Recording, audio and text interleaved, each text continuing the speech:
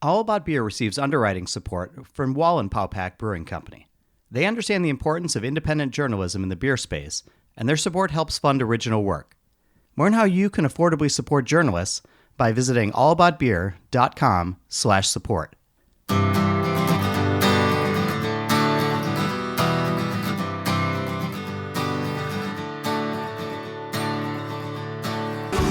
Welcome to Drink Beer, Think Beer, the podcast that gets to the bottom of every pint. I'm John Hall.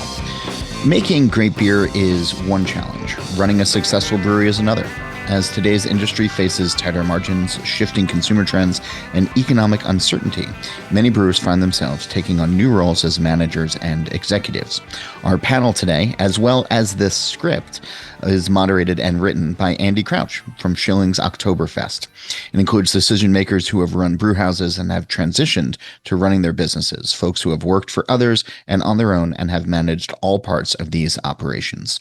They share lessons on leadership, strategy, and the business reality of brewing today.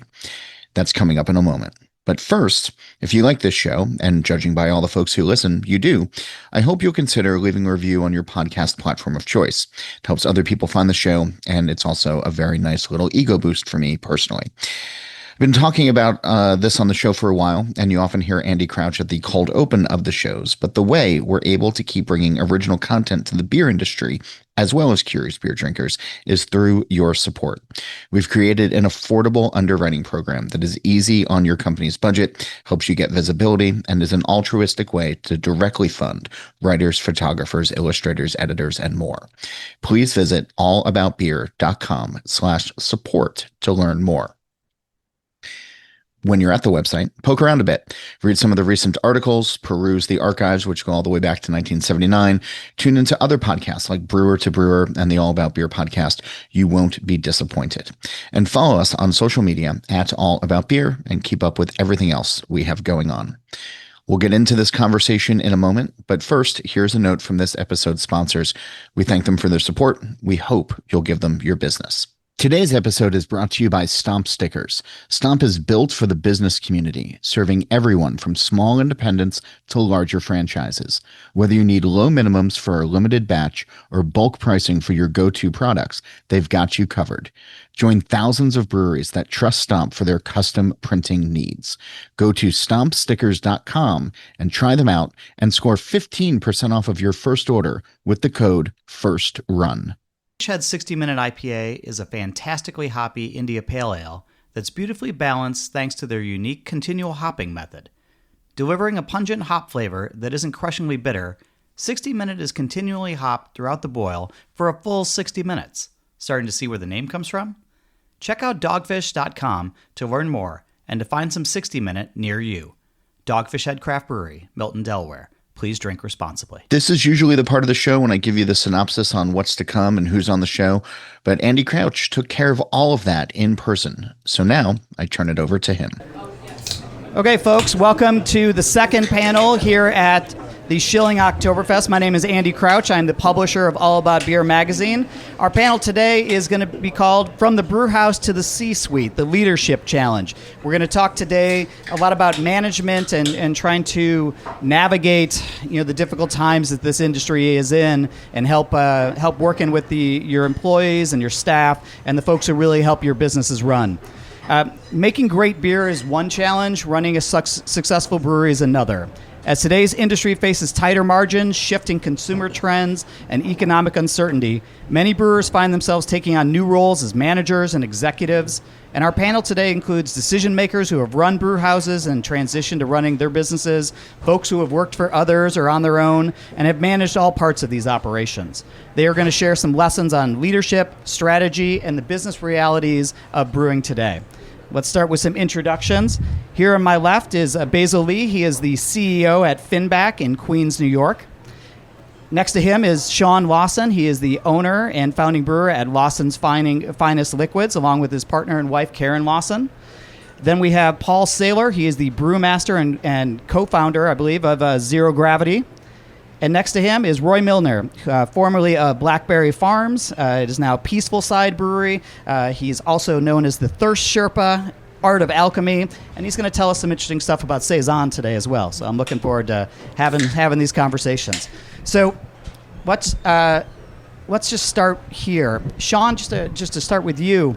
When you first started brewing, you were in a tiny one-barrel shed.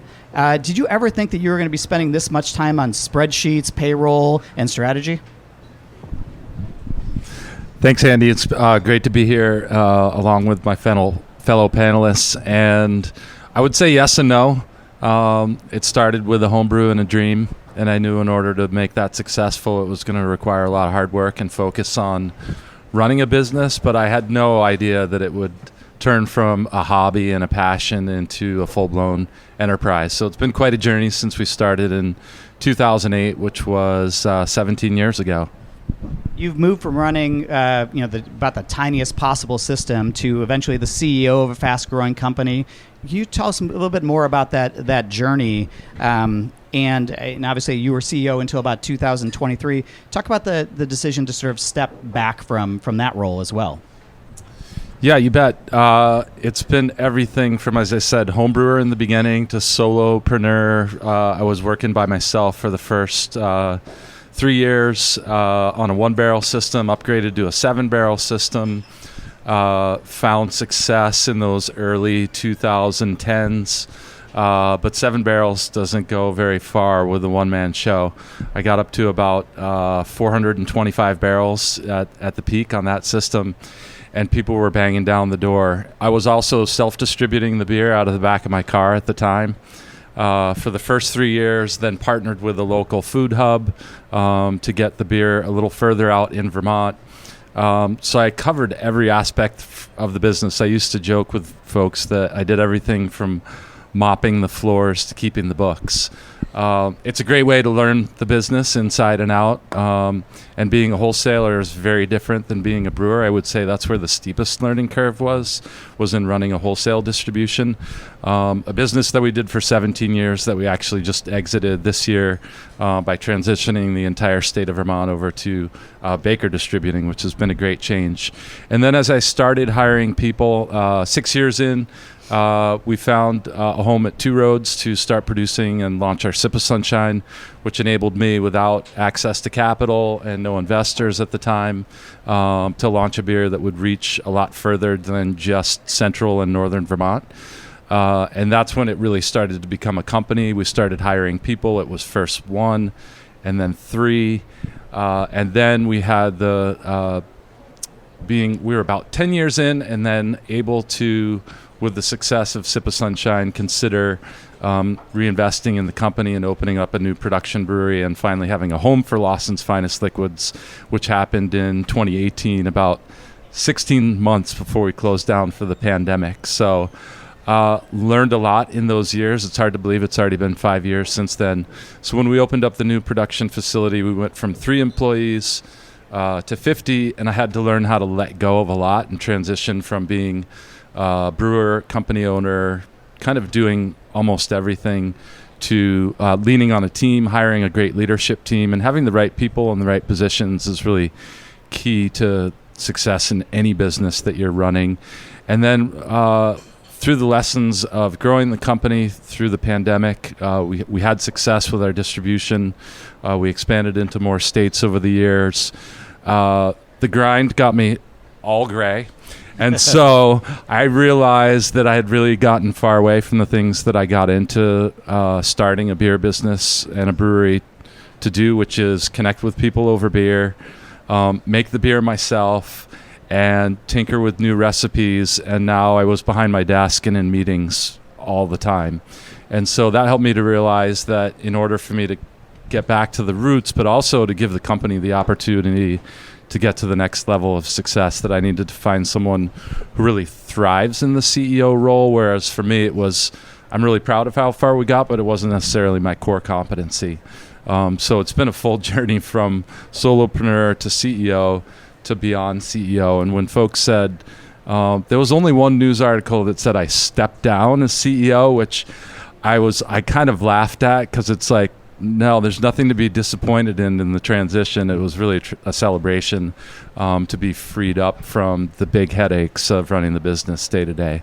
So, Basil, you started as an architect, then eventually started when you started Finback with your partner. It was just the two of you, and you had the CEO title. What was that like? And sort of what was the biggest shock or adjustment moving from that prior role where you were probably working for others to now running an organization and as that organization has grown?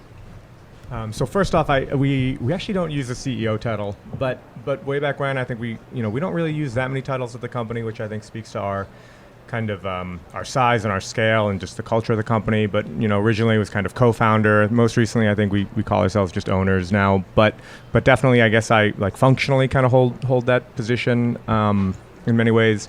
I think it was a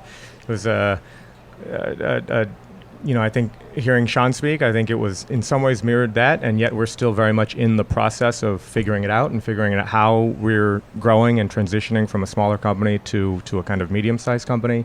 I think going from being an architect, working in design and working at a company to figuring out how to run our own small business was a great experience, and also just a big kind of challenging journey. I think now, in many ways, I feel like we're in the moment of kind of figuring out what it means to make this transition into more of a kind of management-led, kind of, more kind of smoothly run company. I think we came off this kind of period of kind of intense growth and kind of exceptional moment in craft beer with just kind of what's happened, and then post-COVID and the realities of the kind of market maturing, I think kind of forces you to understand how to run a business and push yourself to manage in a way and manage people better. And I think we're still very much on that trajectory right now. I say now I feel like we're a little bit too big to be a small company, but really not big enough to be a larger company. And so sorting out how we build teams and I think, ultimately transition a little bit more to more people helping running the company is kind of where we're at now. Paul, I think the first time I met you was about 20 years ago when I stopped into American Flatbread, your brewery and new brew pub in Burlington, Vermont. I think at that point it had just opened not too much earlier than that. And you were talking about this idea for a brewery called Zero Gravity. And at that time, I think you wanted to make it an American farmhouse brewery. And I think you were talking about doing only bottles. Now it's transitioned into a very different project. And it's one, as we were talking about last night, we see Zero Gravity's beers, especially its Pilsner, all over the Boston area, and it has really grown quite a bit. You have run a lot of breweries in your time, or been involved with a lot of breweries all throughout Vermont.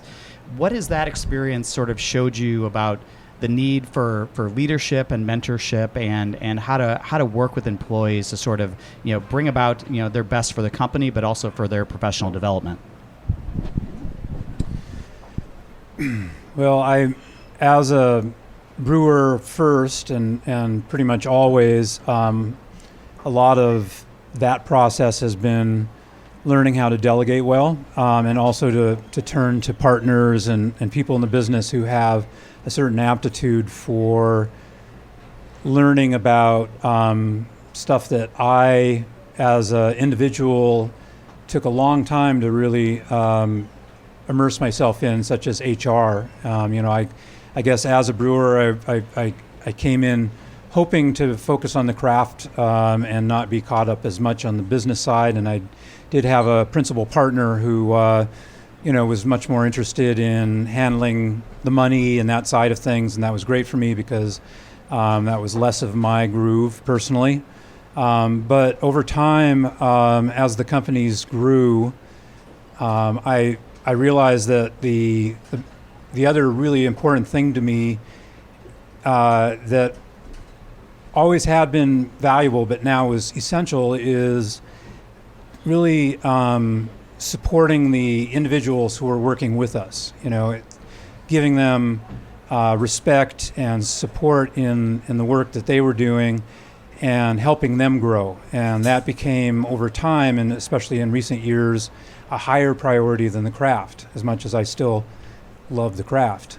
So I think that the biggest challenge for me as a craftsperson becoming a leader within the company is what has been, and the best counsel I can give to people is early on really turn to other professionals, especially consultants, people who live and breathe things like HR or corporate mentorship, and learn from them rather than trying to struggle through and learn it the slow and hard way. Because in the end, you'll end up supporting all of your staff a lot better by doing it sooner, and there will be less painful mistakes along the way. So at this time, I'm at a stage similar to Sean where I'm really looking for ways to reconnect with what I love doing, which is the craft, but and also just the direct connection with people. And in order to do that, I have to do a lot of delegation and also a lot of trusting of people. I think as brewers, we often tend to be micromanagers because that's part of being a good brewer. And if we bring that into our relationships and try to white knuckle it through and just be insistent that we maintain connections in all parts of the business, we're doing ourselves a disservice, and we're also just not going to be able to pull it off. So really looking to your staff for folks who have strengths in areas that you don't, delegating and trusting are all really pretty crucial, and as soon as you can bring yourself to do it. Roy, you were formerly the Chief Fermentation Officer at Blackberry Farms Brewery. You had various roles in sales and marketing over the years, worked at a variety of different companies, worked for a variety of different owners. You're in sort of a bit of a transition period at the moment with the change to Peaceful Side Brewery there. Can you tell us a little bit about that transition, but also in the roles that you've had, what are some of the, you've worked with different and even new owners sometimes, what are the leadership traits that benefit you as somebody who is working in those roles?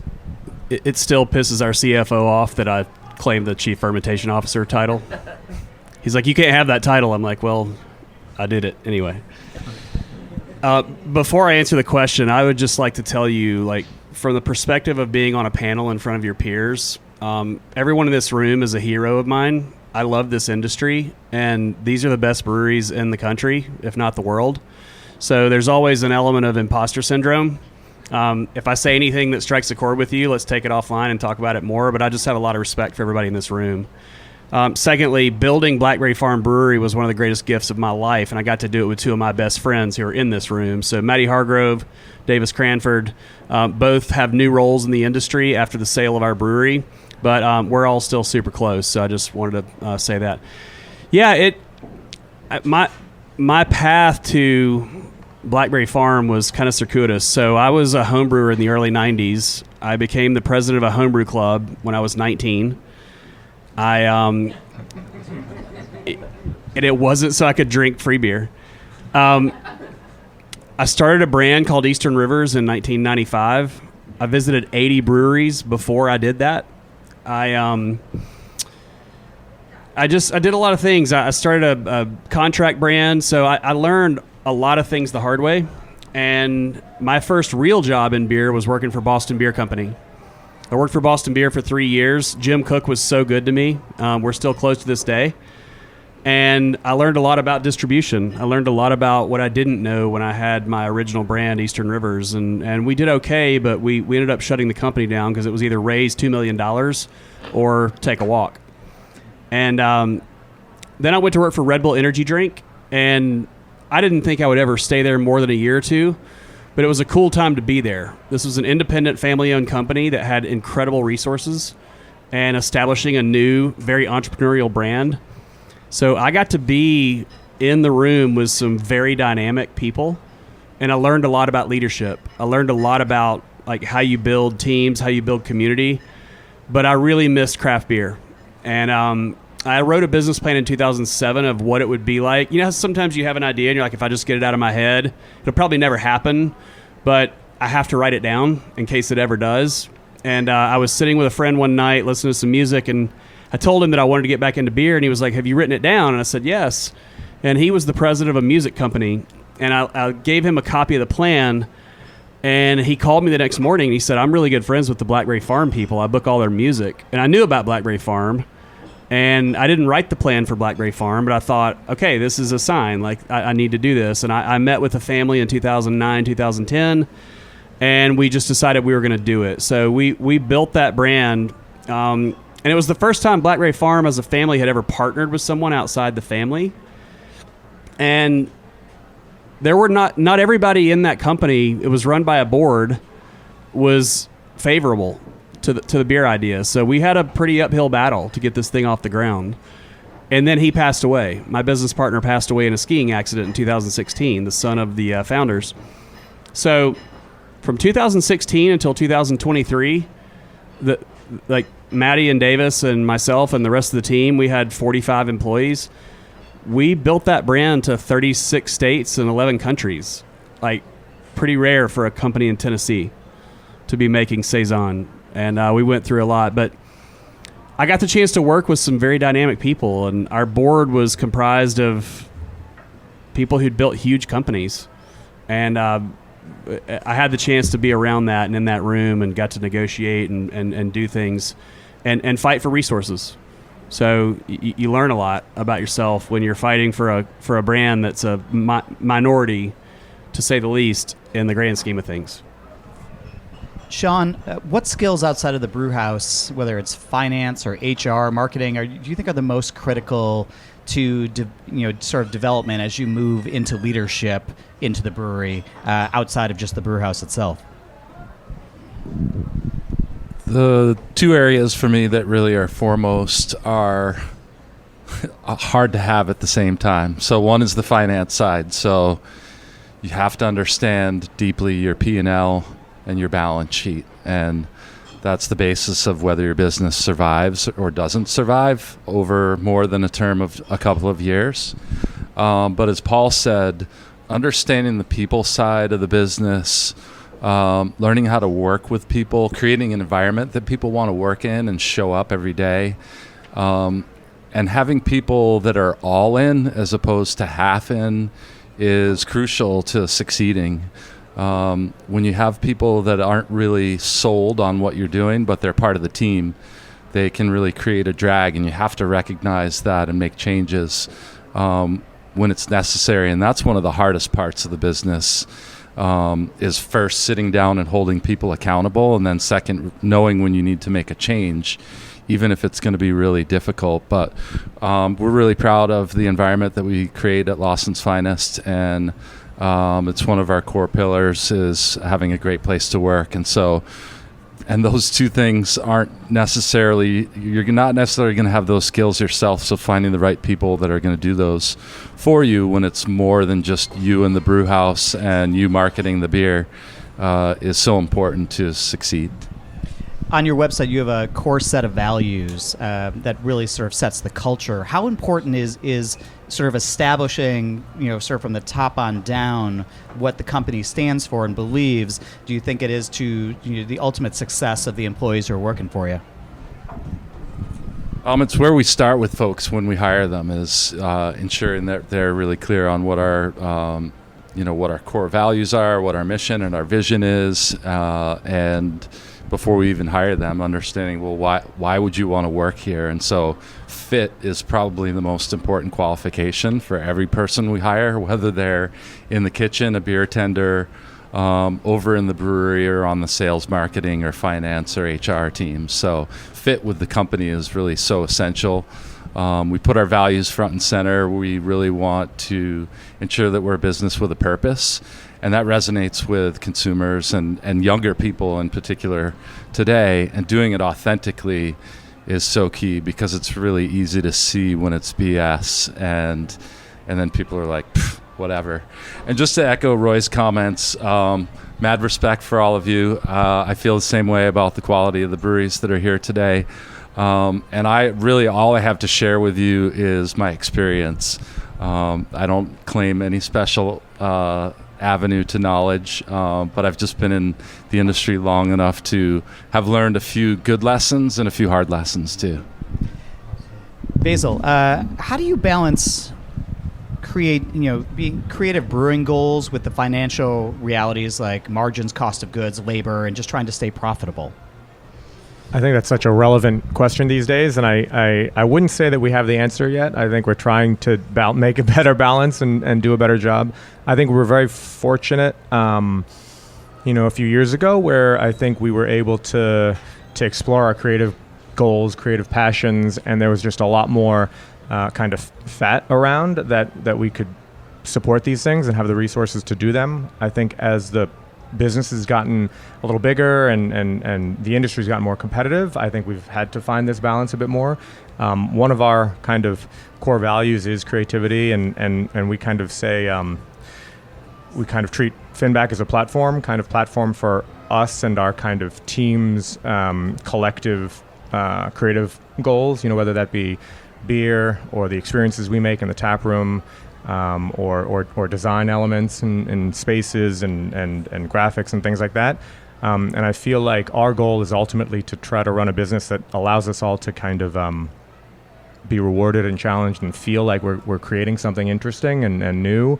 And I think now we're beginning to work through this, which is how do we balance these things? How do we look at bottom line and margins a little bit better? I think a lot of it is accountability and tracking. We've definitely tried to develop more tools, even very basic ones, but in terms of like understanding what's happening and where we're spending money, really trying to begin to have those conversations across, wider teams and groups of people to just have everyone kind of more aware about how things affect the bottom line.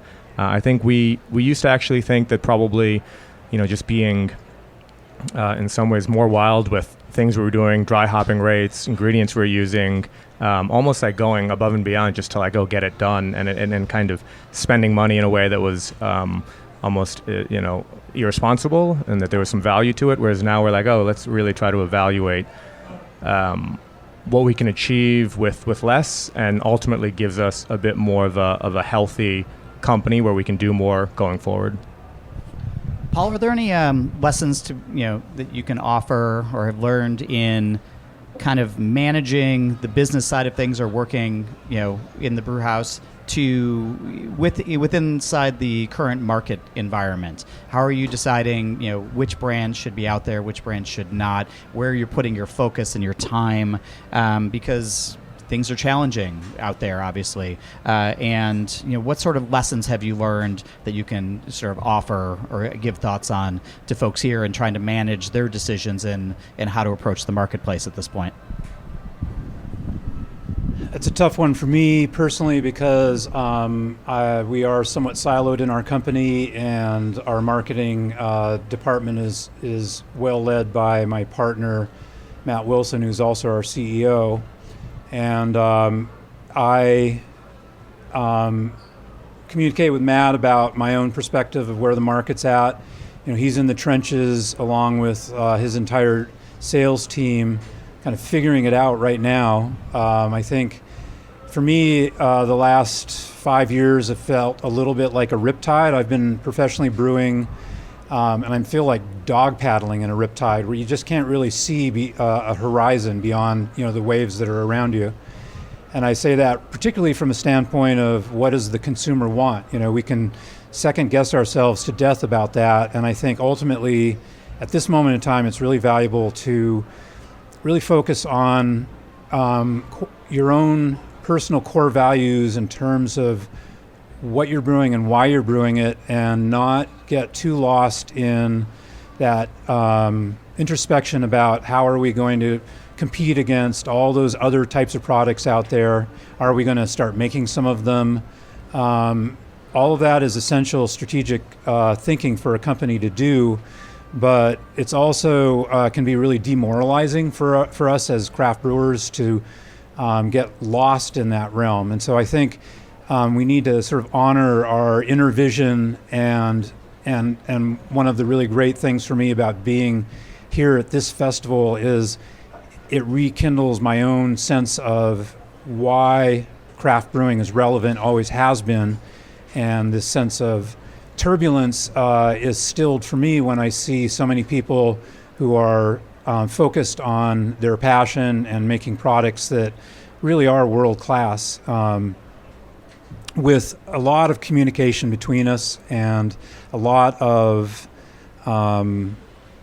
sort of return to essentials. So I think there's no way to really predict what's going to happen in this marketplace with the new generation. I mean, it's always essential for us to find a way to bring the newest generation in, get them excited about craft brewing. The only way we can do that is to stay excited. Roy, without naming names unless you want to, what sort of, you worked for a lot of folks over the years, what sort of mistakes have leaders that you've worked for made, or even ones that you've made on yourself, that you think people can draw lessons from? Well, that's a good one. I learned early on that if you build a small team of advisors, they can be friends, they can be people outside of your industry, you can get a perspective that's maybe different from what you can on your own glean from a situation. So I've had the benefit of working with people in private equity and venture capital and banking and attorneys and commercial real estate people. And anytime I get a curveball like that, where someone's, and we dealt with this a lot at Blackberry Farm, a lot of people on our board were very successful in other facets of life, but didn't understand the craft beer business. And we were a destination luxury resort that also happened to make world-class beverages, in my opinion, but that didn't resonate with everyone. So it's just making sure you have people around you that I call it know your audience. So speaking the language, learning new perspectives, having the humility and the curiosity to think about things differently, and not getting so territorial and so locked into it has to be this way. Another thing is I think about never say never. I worked at Boston Beer Company when Jim Cook said we'll never make a light beer, and we made a light beer 12 months later. So like, always being open to the idea that what you think is the right path. It's important to have an identity, and it's important to have values, and it's important to have a complete ethos.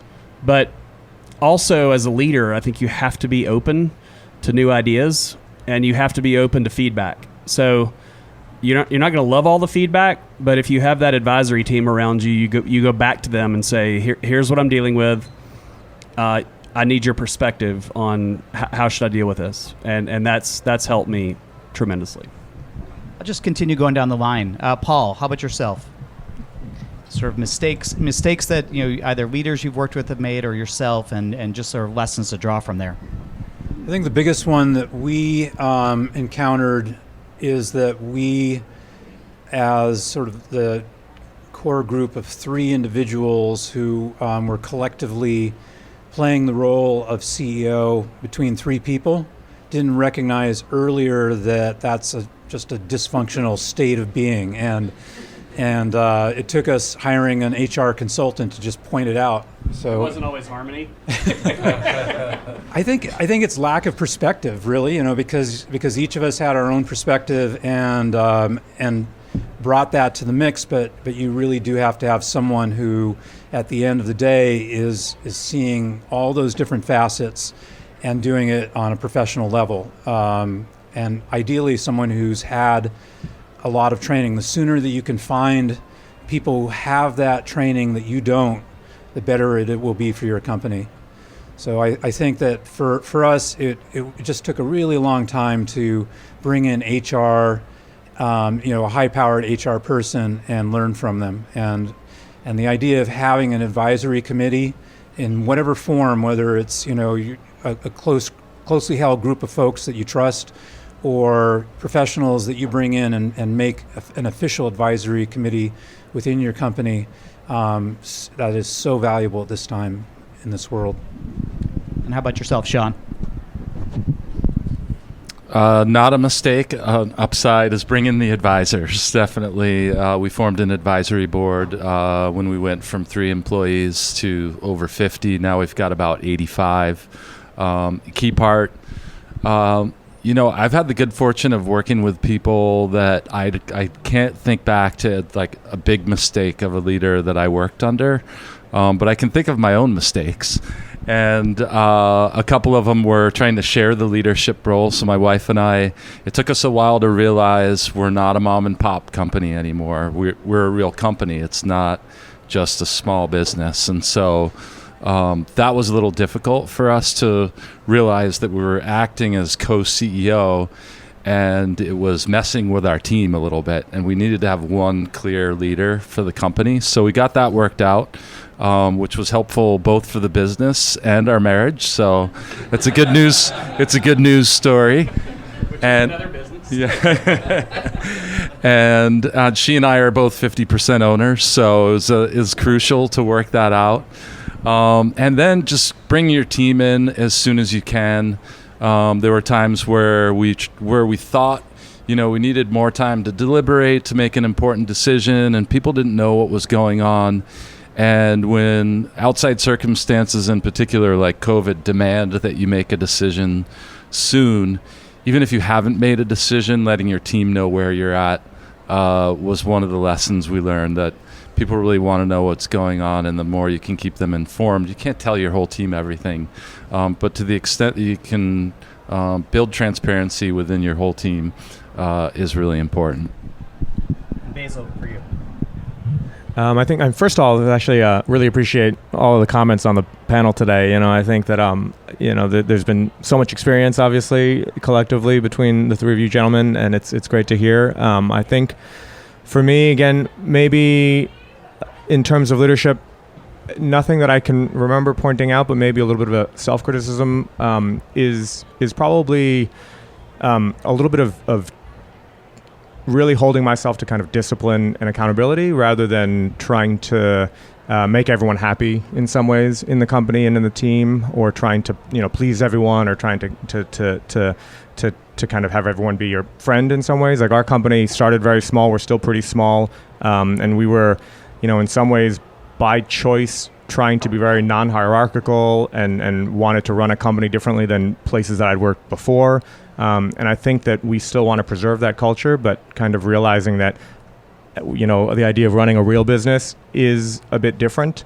I think what's interesting, actually, a point Roy made was that, the kind of tension between someone who is passionate about beer and then partnering up with a board and people who are very much about business first and foremost. And I think a little bit about ourselves, which is why we opened a brewery. And I hate to say this, but it was not about business in the beginning, and we were not business people per se. I think I've always appreciated business and understood that it's a important part of any project. But we really opened a brewery because we loved beer, and we just wanted to make it and share it and travel for it and drink it and make friends and meet friends and things like that. But now I think, how do you keep that and balance that? And it has to be a viable business, or you don't get to do those things anymore. And so I think for us, the big thing is kind of learning from a lot of the comments here, and kind of merging or melding the business aspects with how we can kind of support what we ultimately love doing. I'm happy to go to the audience if anybody has any questions for the panel. Go ahead. So, since the industry is going through a phase right now that is weird for all of us, as someone who is trying to open my own brewery, it's clear that the traditional way of doing it is not going to work. And having to constantly mold into how the industry is evolving, there is a challenge there where it's more like, how can I approach the investors and be like, this is how it's going to work. Oh wait, no, 8 breweries just closed down. Hold on for 1 second, I'll be right back. And then having to restructure it again. And then you see more of the climate of the industry kind of shifting in another direction. It's like, okay, hold on, wait, because with the investors, they have to trust you and have to know that this is going to work. But as there's so many shifts coming along, and let's say you finally find something, but it's not the traditional way of how a brewery is open, but that's what they're accustomed to. What's the best way of making them believe in this new formula that you're trying to put together in a different direction that the industry could go? It's almost like you're in an experimental kitchen or something, trying to see what works or what sticks. So because you guys come from this this very like successful companies, how would you tell us little people the best way to be able to have investors believe in what you believe in with the company structure? I'll take first thought. I think investors need a sense of confidence first, and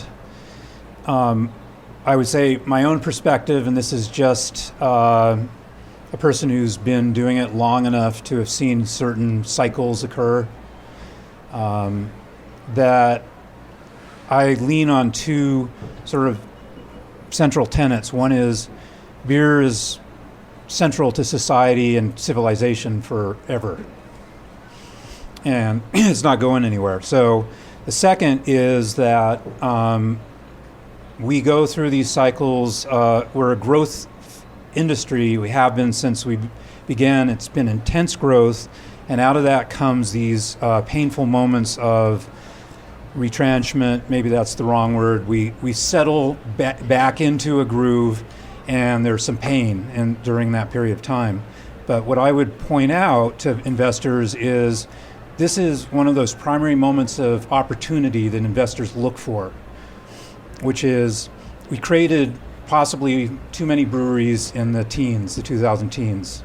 We went from like 3,000 to 11,000 in an absurdly short period of time. So in doing so, we created a whole new class of beer drinkers, whole new group.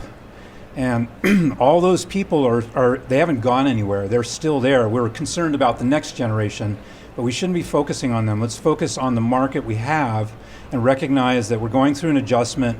And this is a time where a certain number of breweries will unfortunately not probably make it. You know, we just grew so fast and so far that possibly we created just too much growth in that period of time, and we're going to go through an inevitable adjustment. But it's during these times of adjustment where, from an investor standpoint, there's true opportunity. You just have to be really smart about how you look at this as sort of an experimental kitchen, and look for opportunity within your very specific marketplace, because breweries are, true to their place.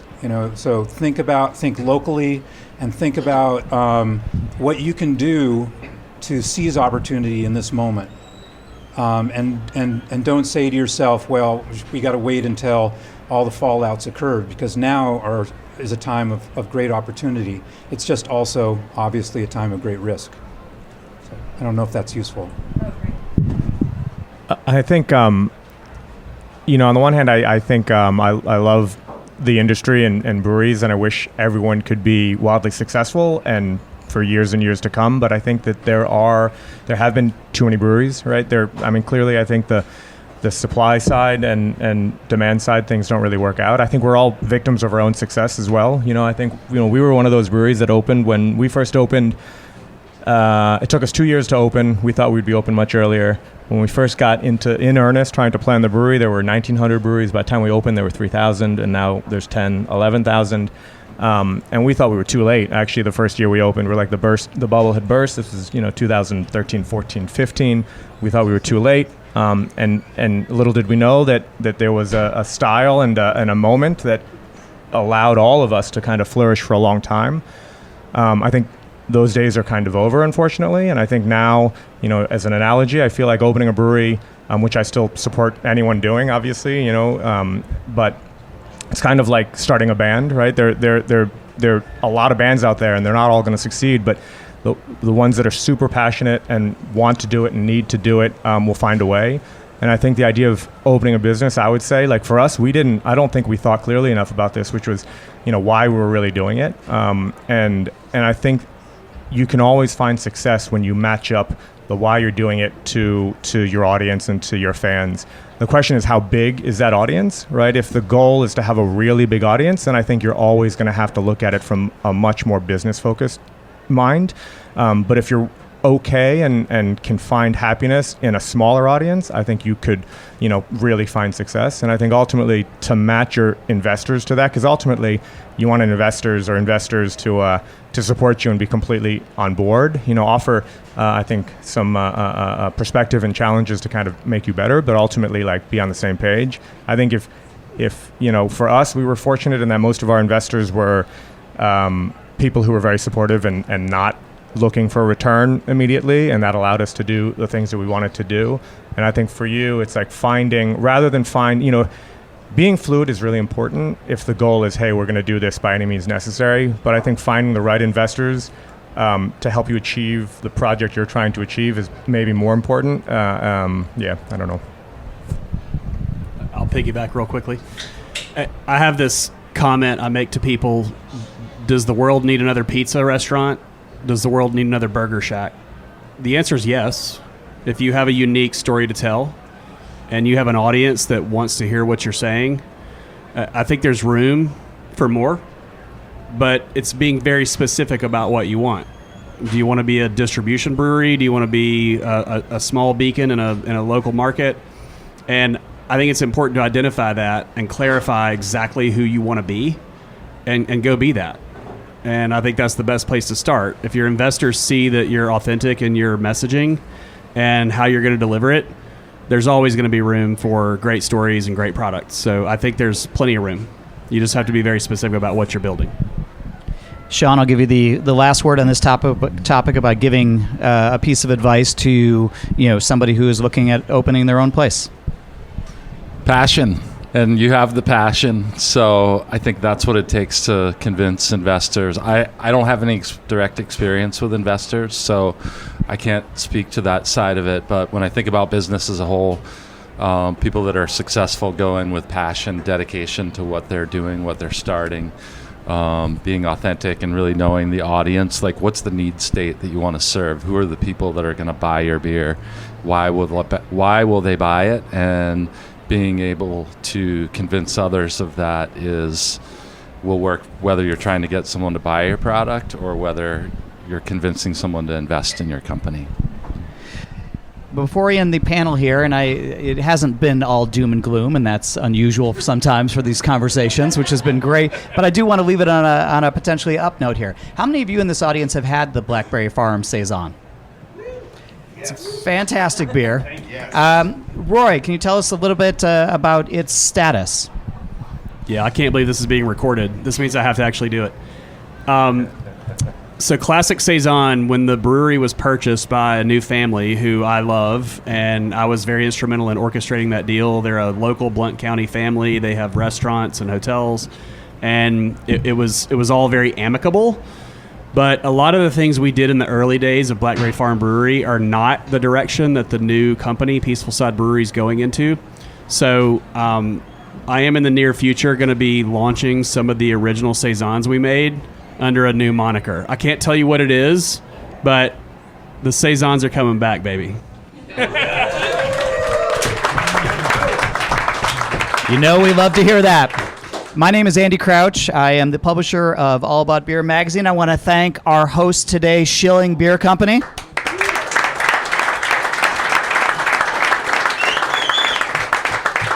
And I definitely want to thank our panelists, Roy, Paul, Sean, and Basil.